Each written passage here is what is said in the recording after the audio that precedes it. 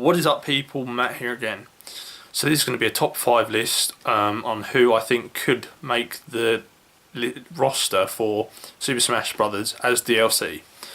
Now, these aren't characters I necessarily want to make it into the game. These are characters I think that are more likely to actually get into the game for whatever reason that is, which I will explain when I get on with the list. Now, these are in by no means no order, I don't really think.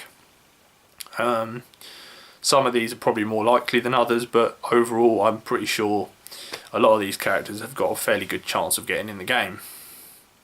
So, we'll start at number 5, Isaac.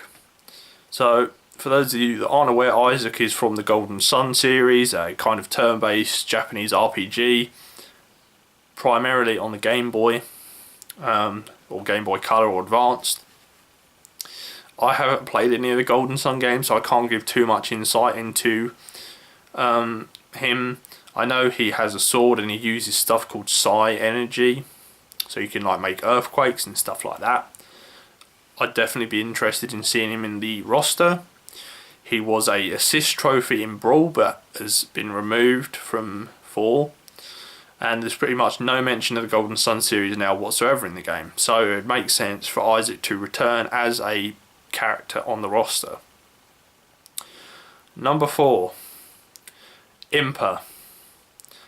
So for those of you that aren't aware, Impa is from the Legend of Zelda series, most known for her role in Legend of Zelda Ocarina of Time, Legend of Zelda Skyward Sword.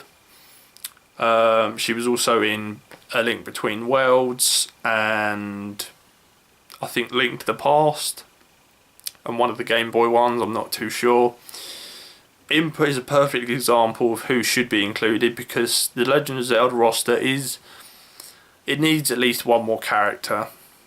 And while it would be interesting to see another villain get added, such as Girahim or Zant, Girahim's an assist trophy, and Zant, well, although I want Zant in the game, I'm sure a lot of people don't care. Impa's another one that she's a Sheikah, so she can use ninja stuff like Sheik, but she could also maybe take some inspiration from her Hyrule Warriors counterpart with her massive sword. So, on to number 3. This is a heavily requested character. None other than Shovel Knight. Now, Shovel Knight would be the first ever indie character to get into the game, which would be a pretty big achievement. I definitely think Shovel Knight has a chance of getting into the game.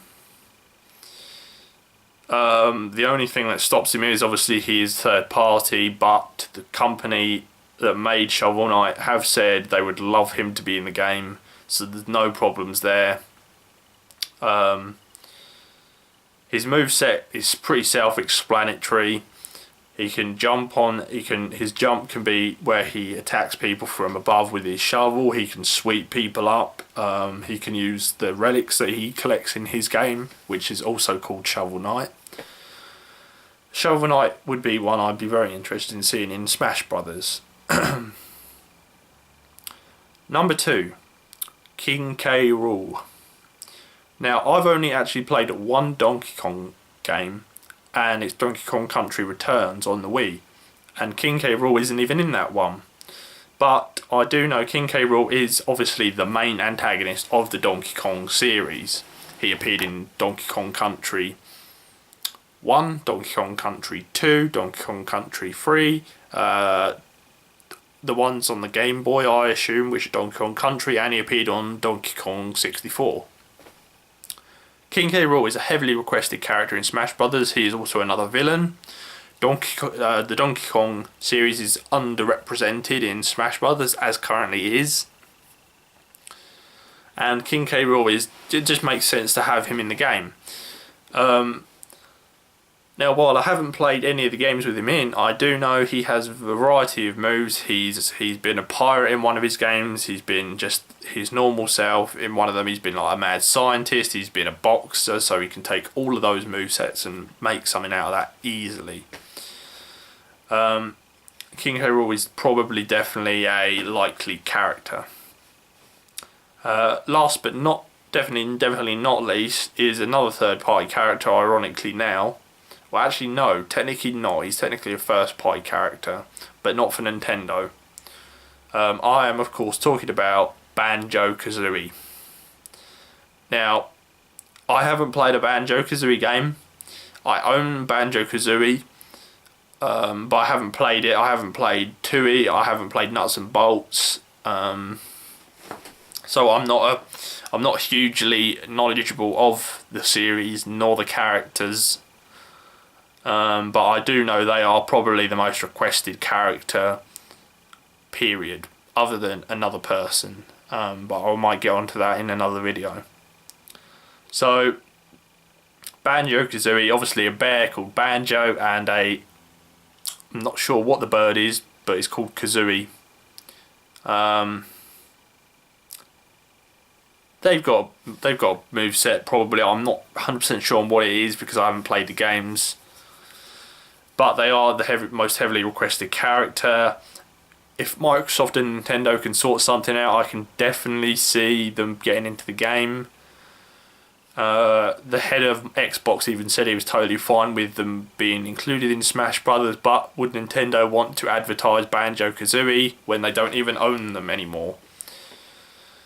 That's the question. So those were pretty much my top 5 characters that I think are most likely to be included in Super Smash Bros. 4 DLC. Let me know what you think. Do you agree with my list? Do you not agree with my list? And as always, thank you for watching this video, and I will definitely see you on the next one. Bye now.